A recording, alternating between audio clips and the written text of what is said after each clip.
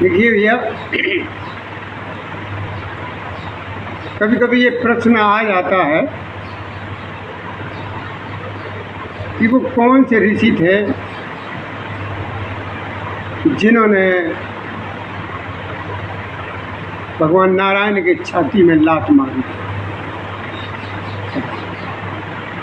देखिए, आज बूढ़ा मंगल का दिन है। आज नीम करोरी में जो मेरे बाबा जी का मंदिर है, नीम करोरी वाले बाबा जी का जो मंदिर, वहाँ पर आज शिवधाम आश्रम की तरफ से बहुत विशाल भंडारा चल रहा है, जो कि 15 कुंटल का से के करीब है। 15 कुंटल बड़ा विशाल भंडारा चल रहा है। तो आज बूढ़ा मंगल है, तो ध्यान दीजिए कि प्रभु जी ने क्यों लात मारी और किसके, मतलब किसने लात मारी थी प्रभु जी, मतलब नारायण। तो ध्यान दीजिए कि प्रश्न जो है ना बड़ा अच्छा है, और कोई प्रश्न किया जाता है तो हमें भी अच्छा लगता है कि कोई ऐसा है तो इसे कुछ समझने की, इसके अंदर जिज्ञासा है समझने की। सुन कि एक बार ऋषि भृगु उन्हें देवताओं की परीक्षा लेने के लिए पहुँचे। तो भृगु जी सबसे पहले अपने पिताजी के ही पास पहुँचे और उन्होंने अपने पिताजी के एक छाती में लात मार दी। भृगु जी के पिताजी कौन है? ऋषि भृगु जी के पिताजी ब्रह्मा जी। ये ब्रह्मा जी के पास गए तो ब्रह्मा जी के भी एक लात मारी। तो ब्रह्मा जी बहुत क्रोधित हुए, लेकिन वो अपना क्रोध शांत कर गए। भृगु जी से कुछ बोले नहीं, ब्रह्मा जी अपना क्रोध शांत कर गए। और वो उसके बाद फिर कहाँ पहुँचे? मेरे बाबा भोलेनाथ के पास। और वही हाल भोलेनाथ का भी हुआ। शिव जी के पास गए तब वह भी बहुत ही क्रोधित हुए। जब वहाँ से भी कुछ नहीं मिला संतोषजनक, तो वैकुंठ में नारायण के पास भृगु ऋषि वैकुंठ में नारायण के पास गए। तो नारायण जो है ना अपनी वो शैया पर जो है ना शैया पर पड़े हुए सो रहे थे।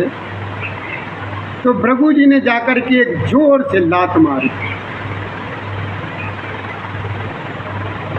छाती में लात मारी। तो नारायण जो है ना एकदम खड़े हो गए और हाथ जोड़ करके बोले कि ऋषि जी, आपके पैर में कहीं चोट तो नहीं लगी? ये बोले। नारायण ने कहा कि हे ऋषि जी, क्षमा करें, आपके पैर में कहीं चोट तो नहीं लगी है ऋषिवर। जब नारायण के मुखारबिंद से ऋषि जी ने इतनी जब बात सुनी, ये शब्द सुने हैं, तो भृगु जी बहुत प्रसन्न हुए। यानी इतने प्रसन्न हुए कि उनकी प्रसन्नता का कोई ठिकाना नहीं। और भृगु जी वहीं से वापस चले आए और नारायण जो है ना उनकी परीक्षा में उत्तीर्ण होगा। तो भैया भृगु जी ने नारायण की लात मारी थी, वो परीक्षा ही लेते रहते थे। एक भृगु जी हुए, एक विश्वामित्र जी हुए, एक हमारे परशुराम जी हुए, ये ज़्यादातर देवताओं की परीक्षा ही लेने का कार्य करते रहते हैं। तो आपने सुना कि वो कौन से ऋषि थे, प्रश्न आ जाता है वो कौन से ऋषि थे जिन्होंने नारायण को लात मारी। तो ये भृगु जी ही जो थे, इन्होंने ही नारायण की लात मारी थी।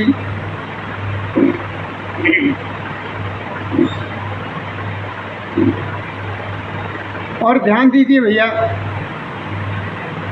ये 3 लोग ऐसे होते हैं जिनको कभी भी कोई समझा नहीं सकता। ये 3 लोग ऐसे होते हैं, इन 3 लोगों को कोई नहीं समझा सकता। कौन कौन? पत्नी, और दूसरा पड़ोसी, और तीसरा परिवार। पत्नी जो है ना, अब जैसे पत्नी भोलेनाथ की भी पत्नी यानी पार्वती, जब माँ पार्वती जी के पिताजी के यहाँ यज्ञ हुआ तो पार्वती जी ने भोलेनाथ से परमिशन ली, इजाज़त ली। भोलेनाथ ने बहुत समझाया, लेकिन वो समझाने से समझ नहीं पाए। इसलिए भैया पत्नी को भी जो है ना कोई नहीं समझा सकता। दूसरा पड़ोसी, ठीक है, चाहे कितना भी उसे समझाओ, लेकिन पड़ोसी जो है ना समझ नहीं पाता। वो यही कह देता है ठीक है हमारा पड़ोसी, यही कह दिया जाता है, चलो भैया ठीक है कोई बात नहीं हमारा।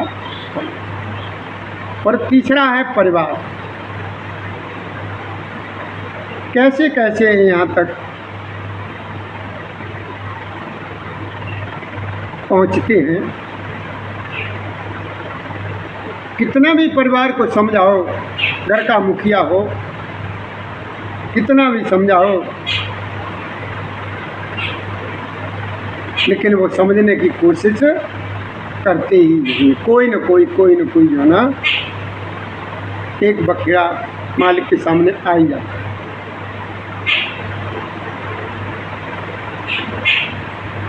तो भैया आपने अपने ये सुना कि कौन से ऋषि थे जिन्होंने नारायण की लात मारी थी सीने में।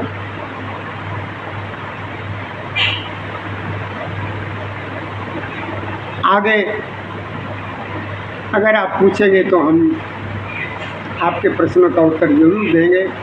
और हमें बड़ी प्रसन्नता होती है जब आप ऐसे कोई सवाल पूछते हो, तो हमारी समझ में ये आने लगता है कि हाँ, हमारे शिवधाम आश्रम के जो भी कार्यक्रम होते हैं हमारे भाई लोग बड़े प्रेम से सुनते हैं और तभी ये लोग पूछते हैं। आपको ये भैया वीडियो जो है ना ये अच्छा लगे तो इसको भैया लाइक कर देना और सब्सक्राइब जरूर कर देना, जिससे आपको नए नए वीडियो यहाँ से शिवधाम आश्रम से प्रत्येक दिन के सुनने को मिलते रहें। जय श्री राधे, जय श्री कृष्ण गोविंद हरे मुरारी, हे नाथ नारायण वासुदेवा हे नमः। आज बूढ़ा मंगल है। आज यहाँ शिवधाम आश्रम पर हमारे पर ये जो है ना सुंदरकांड का कार्यक्रम चल रहा है भैया। जय श्री राधे, जय श्री कृष्ण गोविंद हरे मुरारी, हे नाथ नारायण वासुदेवा हे नमः।